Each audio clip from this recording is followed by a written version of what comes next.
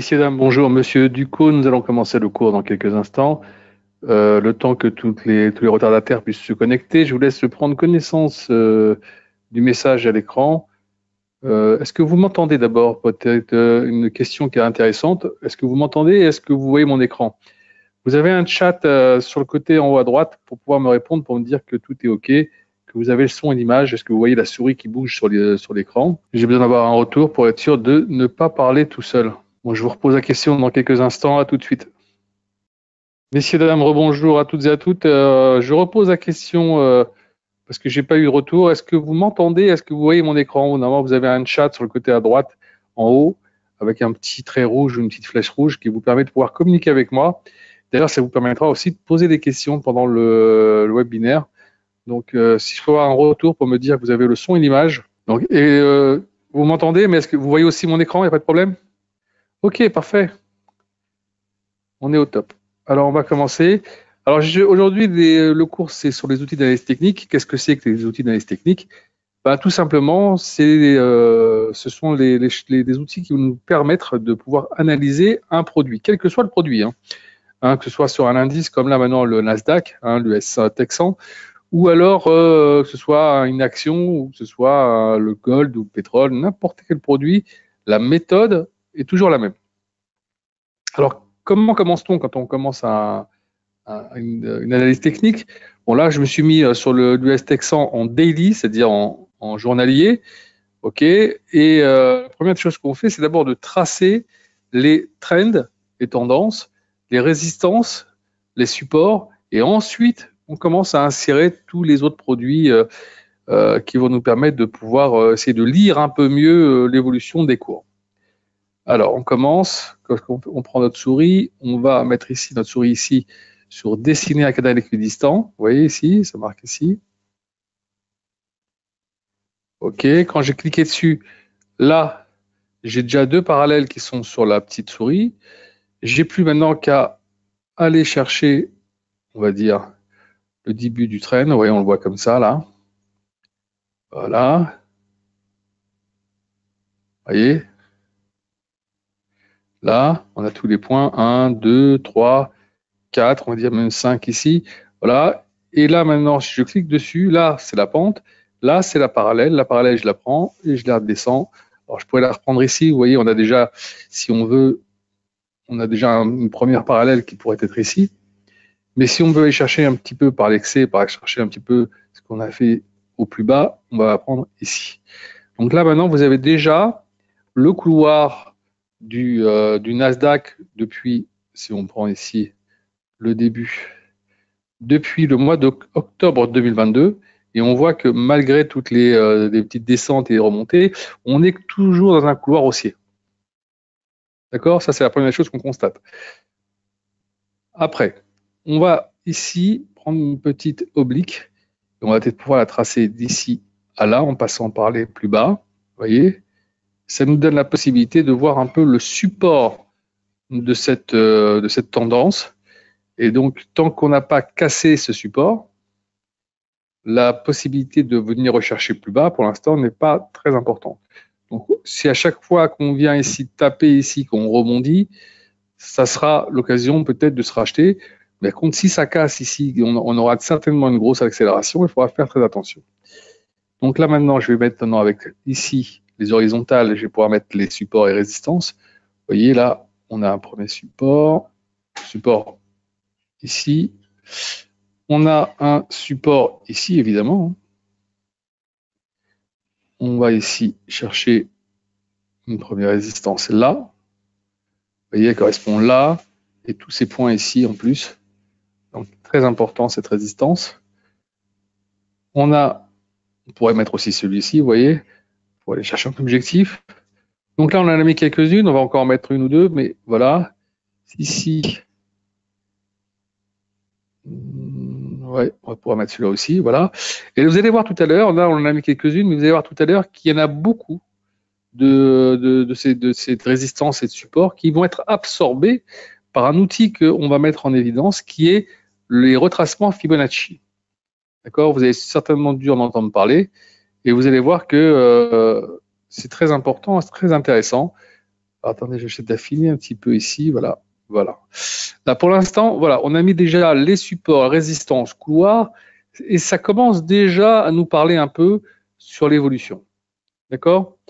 Alors là, on pourrait peut-être mettre aussi, évidemment, ce point haut, important.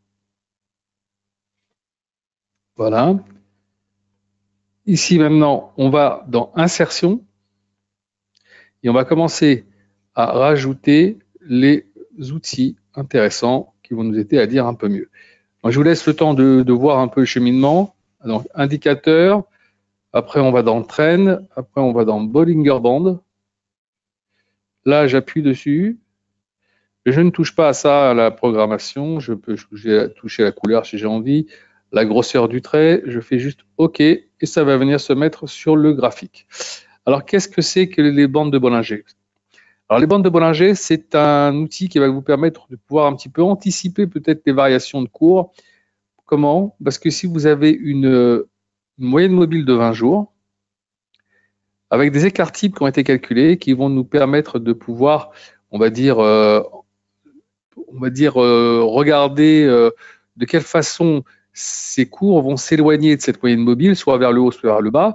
Auquel cas, quand on tape le haut de la moyenne mobile, enfin de la bande de Bollinger, on a des retours. Généralement, à chaque fois qu'on tape, on a des retours. On tape, retour. Vous voyez, c'est assez régulier. On tape en bas, hop, retour. Donc, c'est intéressant de le voir. Ça ne se lit pas tout seul, d'accord? Mais c'est intéressant de pouvoir le constater. Donc, ça c'est le premier élément important. Vous allez pouvoir mettre sur votre graphique afin de pouvoir affiner un peu votre lecture du produit. Ensuite, vous allez dans Insertion, Indicateur, Oscillateur, et vous allez sur Relative Swing Index. Je vous laisse le temps de regarder. Là, vous cliquez dessus. Encore une fois, on ne touche pas à la programmation, la couleur, la grosseur du trait, et vous faites OK. Alors, qu'est-ce que c'est que les RSI? Parce que c'est ça. La RSI, c'est un produit qui va être calculé sur les moyennes des baisses et des hausses des 14 derniers jours, OK, qui va vous donner ce petit graphique qui va osciller entre 0 et 100. D'accord? Alors, quand on est près des 70 ou au-dessus, c'est qu'on est en surachat. Quand on est près des 30 ou en dessous, c'est qu'on est en survente. Alors, là, maintenant, on voit que nous sommes... Alors, je vais peut-être le noter comme ça, vous voyez. Je vais mettre un petit trait ici, vous voyez, pour qu'on puisse voir un peu ce qu'on a fait au plus haut ces derniers temps. Vous voyez, il faudra remonter quasiment à juin 2023, janvier 2023 pour voir quelque chose qui soit un tout petit peu au-dessus. Donc voilà. Et là, on s'aperçoit que ces derniers temps, chaque fois qu'on vient titiller les 70, là, ici, ça redescend. Là, on n'a même pas essayé de les toucher, on est redescendu un petit peu. Là, on s'est rapproché, mais on n'a pas été le chercher. Donc voilà, il faut surveiller un petit peu le canal. Voilà, on va mettre un autre canal ici pour pouvoir bien on va dire le resserrer au maximum pour savoir un petit peu comment il pourrait évoluer. Parce que si ça revient taper sur ce niveau-là, sans aller chercher 30, peut-être que sur ces niveaux-là, on aura, comme on l'a eu auparavant, des rebonds. D'accord? Donc si vous regardez un petit peu comment il se comporte par rapport à tout ça. Ensuite, vous avez même la possibilité, si vous avez envie, évidemment, de pouvoir tracer ici une sorte de support oblique. Pardon.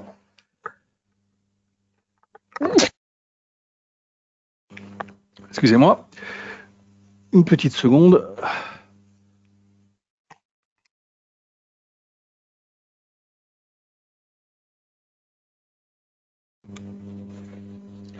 Alors, comme je disais, on a donc la possibilité de tracer un petit support oblique, ce qui va nous permettre de dire que si on vient casser ce support, on aura certainement l'accélération qui va venir nous ramener sur le support initial qui est ici, qu'on a vu aux alentours des 42.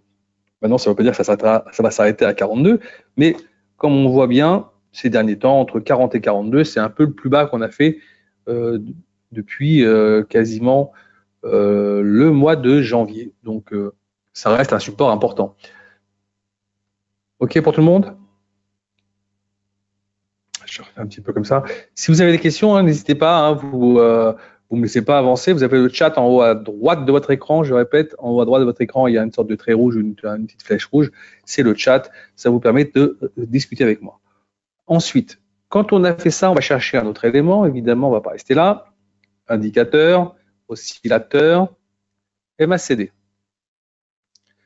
MACD, hop, les couleurs, la grosseur du trait si vous voulez, et vous envoyez, ça va directement sur votre graphique. Qu'est-ce que c'est que les MACD? Les MACD, ce sont des moyennes mobiles exponentielles. Alors c'est intéressant parce que c'est un petit peu plus fin que les moyennes mobiles classiques. Ça vous donne la possibilité de pouvoir interpréter un peu l'évolution des cours. Comment ça se lit? Quand on est en dessous de ce signal, marché baissier. Quand on repasse au-dessus, marché haussier. Et là, vous voyez, on était en dessous, ça a rebaissé un petit peu, comme on voit bien sur le marché ici. Là, hop, on remonte ici. Voilà, déjà à partir de là, ça commence à remonter. On commence déjà à anticiper la hausse. Là, ici, on voit bien, on était sur le fil du signal et là, on commence à casser un petit peu. Donc, normalement, j'ai envie de dire que si ça tient ici, là, ça nous donne un signal plutôt haussier. C'est-à-dire que si je m'écoute là maintenant, j'ai envie de dire qu'on devrait aller chercher dans les jours prochains, on devrait aller chercher ici, voilà. On devrait aller chercher 13 700, peut-être même ici 13 800, c'est possible. Voilà. Donc c'est un peu ce que pour l'instant on arrive à voir sur ce graphique. On va rajouter ici un indicateur et on va aller chercher dans oscillateur le stochastique oscillateur. Voilà. Voilà. Alors lui par contre, il est un peu contrariant. Il est un peu contrariant. D'abord, je explique que c'est. À la base, les stochastiques, c'est un produit qui n'est pas fait pour les graphiques. C'était un produit qui a été fait pour la répartition du hasard. Il a été appliqué par George Lane sur les graphiques et pour lui, ça donnait satisfaction en termes de lecture, enfin complémentaire. Et depuis, tout le monde le regarde un petit peu parce que c'est plutôt intéressant. Regardez un peu les stochastiques. Vous avez la stochastique et vous avez le signal en rouge. Alors, tant qu'on est au-dessus, normalement, c'est haussier. Dès qu'on casse, là, vous voyez, ça devient baissier. Voilà. Mais là, vous voyez, là, on se cherche un peu. On est à cheval, l'un et l'autre. On n'arrive pas à casser. On ne fait pas, c'est pas franc. On n'arrive pas à casser. Alors, ça peut nous faire un peu comme ici. Vous voyez, même figure là, ce petit truc. On a la même ici, là. Et regardez ce que ça a donné. Si on regarde bien la figure que ça fait ici, à ce moment-là, voilà. Ici. Là, on repasse au-dessus, donc marché haussier. Là, on était à ce niveau-là, comme ça, à peu près dans cette zone-là. Vous voyez, petite baisse, mais pas trop importante. Et puis après, derrière, ça repart. Donc, on peut dire que peut-être que l'objectif sera peut-être d'aller chercher ce point-là, même sur les RSI, on pourrait aller chercher ici. D'accord? Donc, il va falloir être prudent. Je pense que ce marché nous réserve encore quelques surprises et peut encore nous faire un petit tiret vers le haut assez rapide la semaine prochaine. Hein, entre demain et la semaine prochaine, je pense qu'on peut avoir ce genre de choses. Donc à surveiller de très près. Pour l'instant, j'ai envie de vous dire que tant qu'on n'a pas cassé ici, tant qu'on ne voit pas ici une cassure qui nous permet de voir le croisement qu'on a ici, là ici, ça ne donne pas encore un signal fort de retour vers le bas. Et là, ici, ça hésite un petit peu, même si on a une petite tentative de dépasser le signal, ça ne l'est pas encore. Ici, ça reste encore un petit peu plat.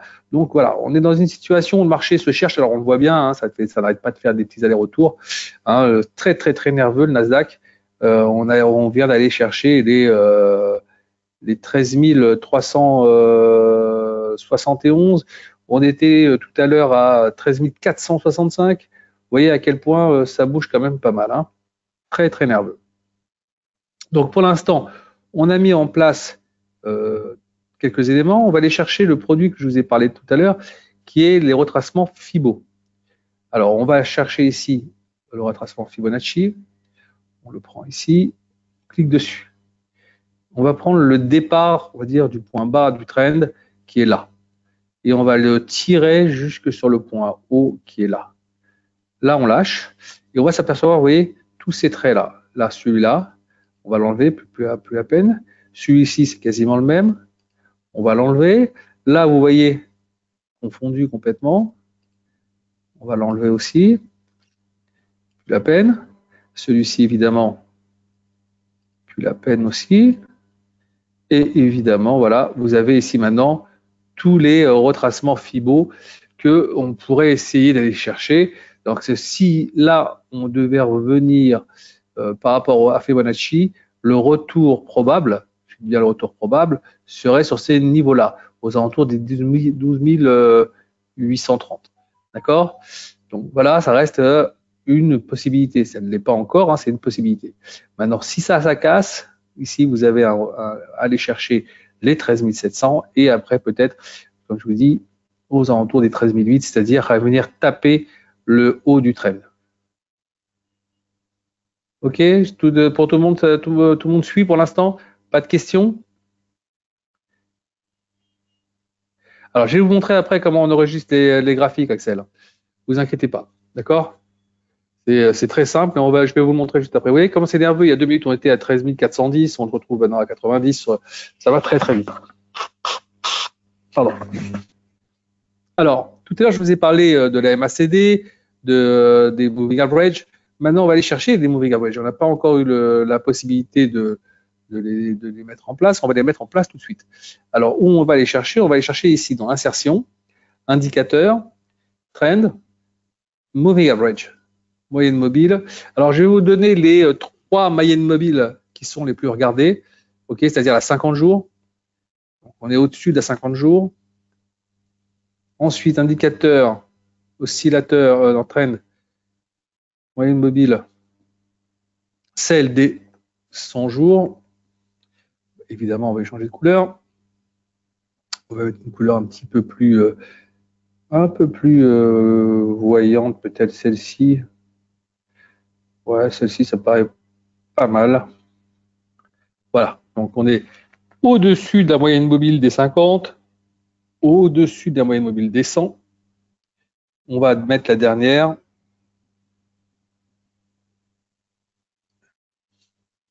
Celle des 200 jours. D'accord, on va la mettre avec une autre couleur un peu plus flashy. Voilà, hop. Alors, évidemment, on est aussi au-dessus. Vous voyez, la moyenne mobile des 200 jours, elle est quasiment sur le bas du trend. Là, cette moyenne mobile des 100 jours, elle est avec la quasiment sur l'oblique. Vous voyez? Et là, pour l'instant, c'est plutôt tout feu, tout flamme. Alors après, il faudra regarder, vous regardez un petit peu en arrière et vous regardez un peu comment ça se passe quand on a la 50, la 100 et la 200 qui sont, alors on va enlever ça à 2 minutes pour pouvoir un peu moins avoir de choses. Ça, d'ailleurs, je vais vous dire, ça ressemble beaucoup, ce qu'on a actuellement là, ce graphique ici, ressemble assez fort à cette partie-là. Donc, on est peut-être en train d'essayer de faire encore ce petit pic qui est ici. On va peut-être de le faire là.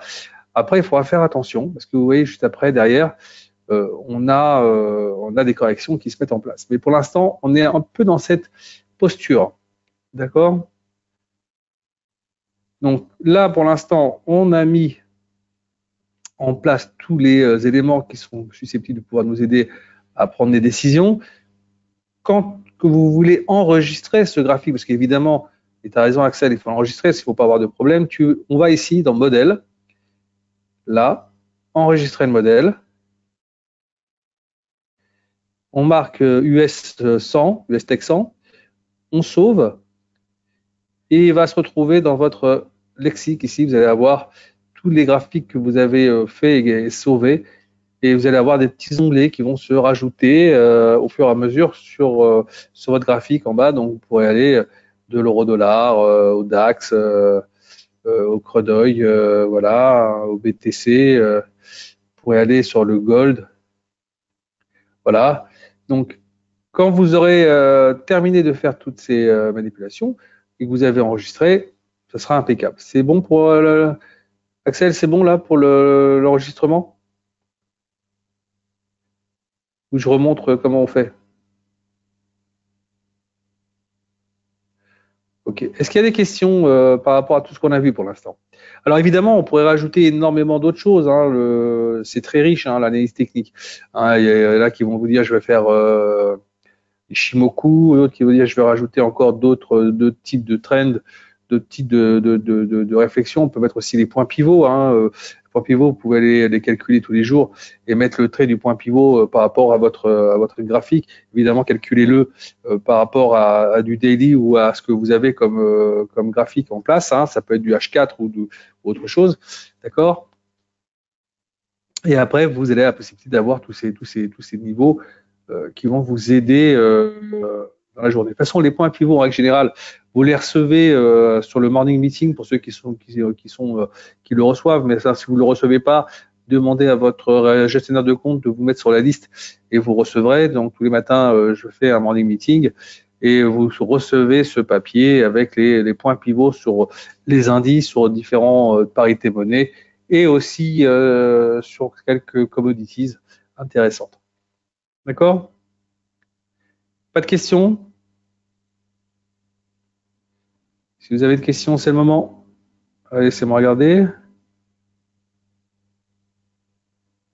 Alors, pour les moving average, c'est facile. Hein. On va ici dans insertion, indicateur, on va dans trend, on va dans moving average. Et là, vous allez pouvoir avoir la possibilité de mettre les moyennes mobiles. Vous mettez les périodes, la 50 jours, la 100 jours, la 200 jours. Je vous ai donné ça qui étaient les plus regardés. Hein. C'est important.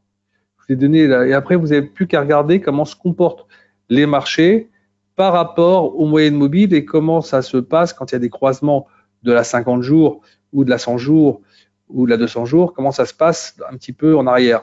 Donc, vous revenez un petit peu en arrière et vous allez regarder un peu où on a déjà vu ce genre de figure qu'on trouve actuellement. Et vous pouvez faire comme ça un petit comparatif pour peut-être anticiper le prochain mouvement. D'accord? C'est bon pour la question du moving average? Tavotiana, c'est bon? Ok, parfait. Alors, s'il n'y a pas d'autres questions, je vous laisse encore une petite minute. Si vous n'avez pas d'autres questions, je vais vous laisser terminer de travailler tranquillement aujourd'hui. J'espère vous voir pour les prochains webinaires. Donc, n'hésitez pas à poser des questions à vos responsables de compte et à revenir vers moi si vous voulez avoir d'autres sujets de webinaires qui vous intéresseraient. Je suis à votre disposition. À bientôt.